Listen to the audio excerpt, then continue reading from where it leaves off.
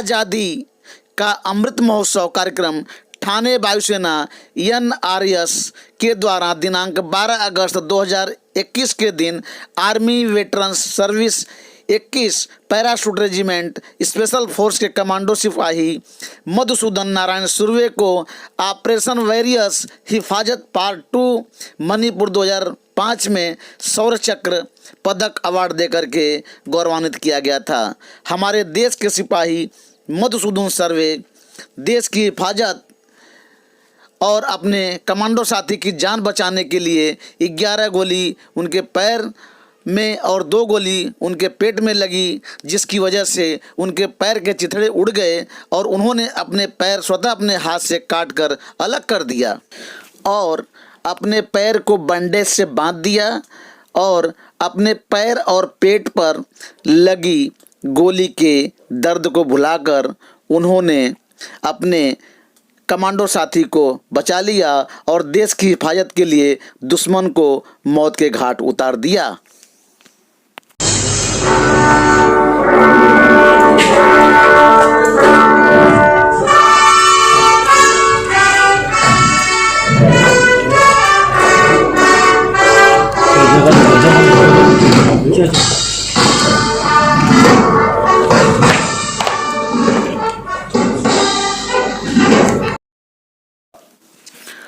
Thane NRS वायुसेना के commander से आर्मी कमांडो मधुसूदन नारायण सुर्वे के बारे में जानकारी लेते हुए पुलिस न्यूज पॉइंट के ब्यूरो चीफ RJ शर्मा की एक खास मुलाकात।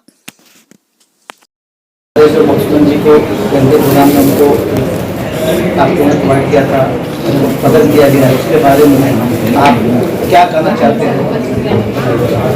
अच्छा, आप लोग सभी जानते हो अभी हमारा पूरा देश जो इंडिपेंडेंस डे का 75th एनिवर्सरी का सेलिब्रेशन कर रहा है, तो इसमें सारे देश में जो भी ऑर्गेनाइजेशन है, सेंट्रल गवर्नमेंट ऑर्गेनाइजेशन है और अपना NGO है और फौज ऑर्गेनाइजेशन है, डिफेंस ऑर्गेनाइजेशन है, सभी हम इसको सेलिब्रेट कर रहे हैं। तो सभी अपना अपना तरीका से सेलिब्रेट कर रहे हैं। इसमें जो हमारा डिफेंस ऑर्गेनाइजेशन है, हमारा मेन मोटो ये है हम ऐसा सेलिब्रेशन करें, ऐसा मतलब संदेश पहुंचाएं जो हमारा यंग जो जवान से स्टूडेंट्स है, जो चिल्ड्रंस है, जो उनको एक मोटिवेशन मिलेगा और वो भी उनको भी वो फिर फौज का बारे में उनको एक इंटरेस्ट क्रिएट करेगा एंड वो देश सेवा करने के लिए रेडी हो जाएंगे। जो छोटा बच्चा तब से रेडी हो जाएंगे, वो हमारा मेन मकसद था।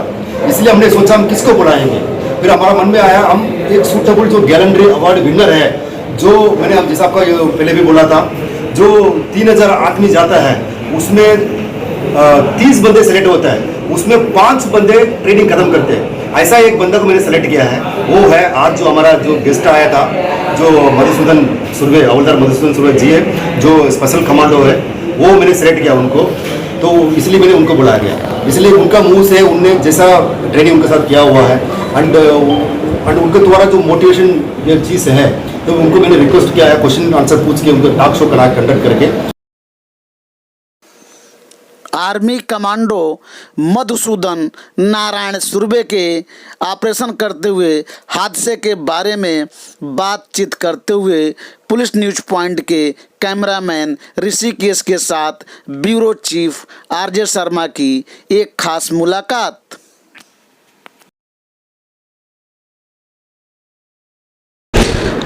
आज हमारे देश के भारतीय सैनिक मधुसूदन सुर्वे साहब हैं, जो देश के लिए लड़ाई लड़े और बहुत से पराक्रम किए। चलिए आज उनसे जानते हैं कि ये जो गैलेंट्री प्रोग्राम रखा हुआ है उसके बारे में, उनको सम्मान मिला हुआ है, उस सम्मान के बारे में जानते हैं कि उनके क्या क्या उनकी तकलीफ़ें आई और कैसे उनको आज देश के लोग सैल्यूट कर रहे हैं। और आज पुलिस न्यूज पॉइंट और डेली न्यूज की तरफ से उनको सर को मैं जय हिंद सैल्यूट करता हूं। सर ज़रा बताइए आपके बारे में कि आज कैसे कैसे आपने बहुत कठिनाइयों के साथ सामना किया और हमारे देश के जवान आपके ऊपर निगाह लगा के बैठे हुए हैं कि आज हमारे देश का वीर, आज हमारे देश का वीर इतना तकलीफ, गोलियां खाने के बाद, इतना सहन शक्ति करने के बाद अपना खुद से पैर काटा, उन्होंने खुद हाथों से पैर काटा और 11 गोली खाने के बाद आज सबके सामने विराजमान है। आज एक बार परत आपको सैल्यूट, जय हिंद सर। 2 शब्द बोलिए। जय हिंद सभी देशवासियों को 75वीं स्वतंत्रता दिन की ढेर सारी शुभकामनाएं। आज मैं मधुसूदन सुर्वे शौर्य चक्र 11 गोलियां खा के आपके सामने खड़ा हूँ, इसलिए क्योंकि आपका सबका आशीर्वाद मेरे साथ है। मैं आपको ये बताना चाहता हूँ कि मुमकिन कुछ भी नहीं है। अगर हमने ठान लिया कि मुझे ये हासिल करना है तो नामुमकिन वर्ड है ही नहीं हमारे पास। अगर सब कुछ देखोगे तो मुमकिन ही मुमकिन है। मुमकिन अगर कोई चीज़ को हासिल करना चाहते हो तो कठिनाइयाँ तो बहुत सी आती है, मगर आपने दिल में ठान लिया है कि मैंने ये करना है, अगर आपका मकसद अच्छी तरह करने का है तो हर चीज़ के ऊपर आप फतेह हासिल कर सकते हो। मैं देशवासियों को ये कहना चाहता हूँ कि हमेशा पॉजिटिव रहो, किसी की बुराई या किसी निगेटिव के ऊपर ध्यान मत दो। पॉजिटिव रहोगे, अच्छे रहोगे, सेहत अच्छी रहेगी। सर, आज आपके पीछे किसका हाथ था जो आप इतना उत्साहित थे? देशवासियों का हाथ तो आपके पीछे था ही, किंतु आपके परिवार जो थे इस संकल्पना से आपके पीछे खड़े थे, उनके बारे में क्या कहना चाहते, परिवार के बारे में? सर, आज मेरे परिवार के बारे में मैं यह कहना चाहूँगा कि आज मेरे अगर परिवार का साथ नहीं होता तो शायद मैं बॉर्डर पे नहीं जाता। मेरी ये तीसरी पीढ़ी सेना में है और हमको तो ये आदत ही पड़ी हुई है, क्योंकि मैं जब 6 महीने का था तब मेरे पिताजी गुजर गए थे, वो भी सेना में थे। मेरे दादाजी सेना में थे, मेरे 4 काका जो है चाचा वो सेना में है, उनके 7 भाई हम सेना में हैं और हम पूरा परिवार ही हमारा जो है फौजी परिवार है, सेना का परिवार है। और हमने ये सोचा है कि हमारा परिवार ये सोचता है कि मेरी घर की मेरी जो माँ है वो कहती है कि मेरा बेटा सेना में जाना चाहिए और देश की सेवा करना चाहिए। अभी इसके अंदर जो भी हमारी जो पीछे हमारा परिवार के जो मेरी वाइफ है या मेरी मम्मी है और मेरे और चाचाओं की जो मम्मी है वो भी यही काकिया मुझे कहती है कि बेटा आप लड़ो, आपको प्रेरणा देने वाले हम हैं और हम पूरे परिवार को पीछे संभालेंगे, आपको चिंता करने की ज़रूरत नहीं है। जब ये रणरागनियाँ जब पीछे की तरफ जब पूरा देश को हम संभाल रहे हैं और पीछे हमारे बच्चों को या पूरे अपने परिवार को ये हमारी लेडीज जो है वो संभालती है, इसके लिए उनका बहुत ज़्यादा हमारे आगे बढ़ने के लिए उनका प्रोत्साहन बहुत ज़्यादा है। सर, आज जो युवा पीढ़ी जो है, आज कल के जो नौजवान बनने वाले हैं, कल के देश के रक्षक बनने वाले हैं, उनके लिए आप संदेश क्या देना चाहते हो? मैं उनको ये कहना चाहता हूँ कि आप व्यसन से दूर रहो, अपनी पढ़ाई अच्छी तरीके से करो और खेल कूद में ज़्यादा ध्यान दो। थैंक यू सर, एक बार आपको सैल्यूट। जय हिंद। थैंक यू सर, जय हिंद। कोरोना वैक्सीन के बारे में राष्ट्रवादी कांग्रेस पार्टी के महाराष्ट्र राज्य ओबीसी सेल के नेता राजा राजपुरकर लोगों को बताते हुए कोरोना वैक्सीन का कैसा और किसके लिए क्यों उपयोग हो रहा है।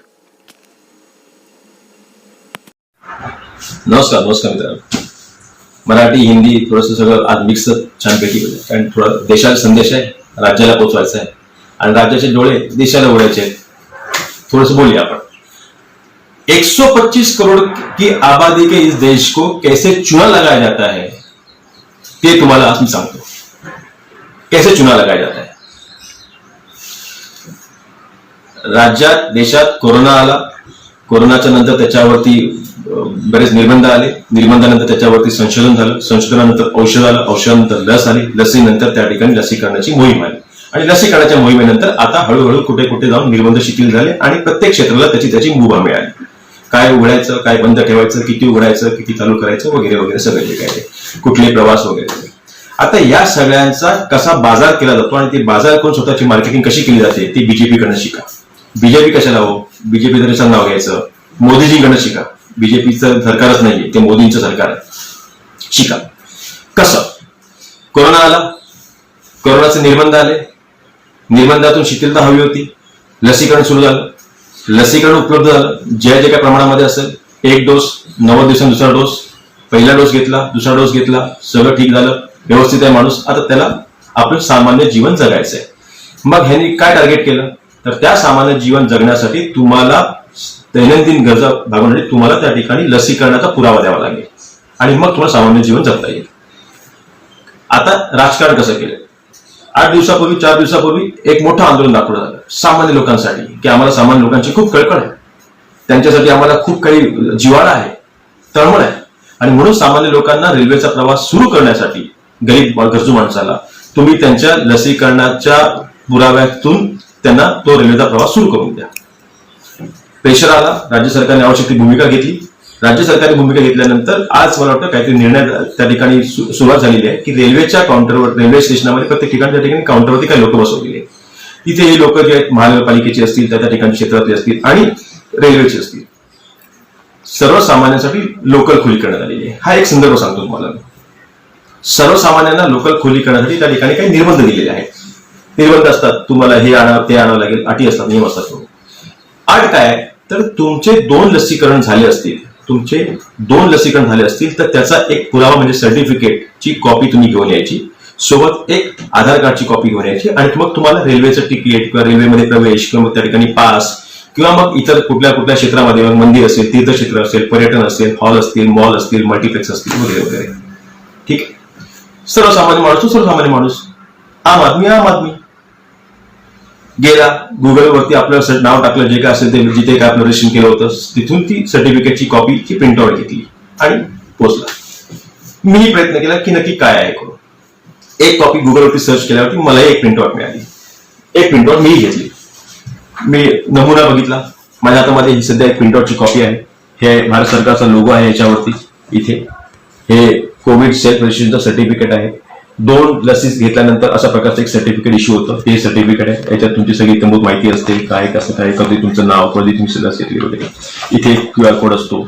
इथे एक चांगला संदेश लिहिलेला आहे, औषध सुद्धा आणि शिस्त सुद्धा. Together we will defeat to कोविड-19. व्हेरी गुड, छान मेसेज आहे. आणि शेजारी एक फोटो आहे, हा पाहू शकतो मी बघा कॅमेरामधला. दाढीवाले आहेत, तो ओळखणार नाही, थोडंसं बघून घ्या व्यवस्थितपणे. आपल्या देशाचे पंतप्रधान आहेत नरेंद्र मोदी साहेब. या सर्टिफिकेटवरती आपल्या देशाचे पंतप्रधान नरेंद्र मोदी साहेबांचा फोटो. ठीक आहे. 2 चॅप्टर आहेत, दुसऱ्याला मी नंतर येतो. पहिल्यांदा एक चॅप्टर सांगतो. 125 करोडच्या आबादीचा देश.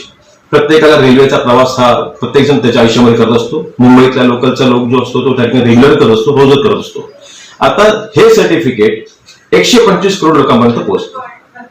ज्यांचे लसीकरण झालेले आहे त्या सगळ्यांपर्यंत हे सर्टिफिकेट पोहोचतं. हे सर्टिफिकेटची प्रिंटआउट घ्यायची आणि आपले तिकीट पास घ्यायचे, म्हणजे सहजपणे 125 करोड लोकांपर्यंत स्वतःची पब्लिसिटी झाली. मोदी मोदी मोदी मोदी झाली. बघा झाली किंवा झाली. गव्हर्नमेंटचं सर्टिफिकेट, खर्च गव्हर्नमेंटचा, प्रिंटआउट तुम्ही काढली तो तुमचा, 2 रुपयाचा खर्च, फोटो त्यांचा. लस कोणी घेतली? तुम्ही घेतली. कशी घेतली? 780 रुपयाला विकत घेतली, फुकट भेटली नाही. फ्री में इंजेक्शन देंगे, मुफ्त में टीका लगावेंगे, मुफ्त झाला नाही, 780 रुपये ते खर्च केले. पब्लिसिटी कोणाची? मोदी साहेबांची. कशासाठी आहे की नाही? म्हणजे या देशातले 125 करोड लोकांना कशा प्रकारे चुना लावला जातो ते बघा. बीजेपीकडनं नाही, मोदींकडनं. बीजेपीला कशाला उगाच बोलायचं. आता दुसरी गोष्ट, 5 दिवसा अगोदर या देशामध्ये एक स्वर्गीय राजीव गांधीजींच्या नावाने, पंतप्रधान स्वर्गीय राजीव गांधींच्या नावाने एक खेलरत्न पुरस्कार होता. त्या पुरस्काराचं नाव होतं स्वर्गीय राजीवजी गांधी खेलरत्न पुरस्कार. त्या पुरस्काराचं राजीव गांधींचं नाव काढून तिथे ध्यानचंद, हॉकीचे जादूगर म्हणून ओळखले जायचे ध्यानचंद, त्यांचं नाव लावलं गेलं. काय सांगितलं गेलं की ध्यानचंद यांचा खूप मोठं योगदान हॉकीमध्ये होतं आणि म्हणून त्या राष्ट्रीय पुरस्कारावर त्यांचं नाव लावलं गेलं. राजीव गांधीजींचं काहीच योगदान नव्हतं बघा, म्हणून त्यांचं नाव काढून त्यांचं नाव हटवलं गेलं. आता हे जे बाबा, दाढीवाले बाबा आहेत, यांचं कोरोनाच्या लसीकरणामध्ये काय योगदान आहे? लस पैशाने विकत घेतली, फुकट भेटली? नाही भेटली. लसीकरण ह्यांनी शोधून काढलं? नाही काढलं. लसीकरणाचं जे संशोधन ते ह्यांनी केलं? नाही केलं.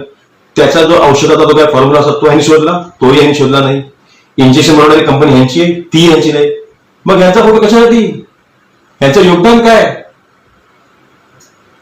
मग ह्यांचा फोटो आता हे हटवतील का? बीजेपीच्या नेत्यांना, बीजेपीच्या सगळ्या नेत्यांना केंद्रातल्या आणि राज्यातला माझा प्रश्न आहे की ह्यांचं योगदान 0 आहे या कोरोनाच्या लसीकरणाच्या बाबतीमधल्या एकंदर या प्रक्रियेमध्ये. मग ह्यांचा फोटो कशासाठी लावायचा? आता माझा थेट प्रश्न आहे बीजेपीच्या केंद्रातल्या सरकारच्या सर्व यंत्रणेला आणि आरोग्य राज्यमंत्री भारती पवार आहेत ना त्यांनाही, की ताई यांचं योगदान शून्य असताना आता तुम्ही यांचा फोटो इथून काढून ज्यांचं खऱ्या अर्थाने योगदान असेल त्यांचा फोटो लावाल का? आणि तुम्ही भारतवासी, बघतो देशवासी, जरा डोक्यात घ्या. 125 करोडची आबादी आपण, रोज सकाळ संध्याकाळ आपला हा फोटो बघायचा आहे. तिकिटाला जा, रेल्वेला जा, प्रवासाला जा, मंदिरात जा, मॉलमध्ये जा, मल्टीप्लेक्समध्ये जा, सिनेमा हॉलमध्ये जावा, फिरायला बायकोसोबत बाहेर जावा, टुरिस्टला हेच घेऊन जायचंय, मोदीजींना बरोबर जा घेऊन. आता विचारायला शिका. आणि भारतीय जनता पक्षाच्या नेत्यांनी हा फोटो बदलाल का याचं उत्तर द्या. जय हिंद, जय महाराष्ट्र.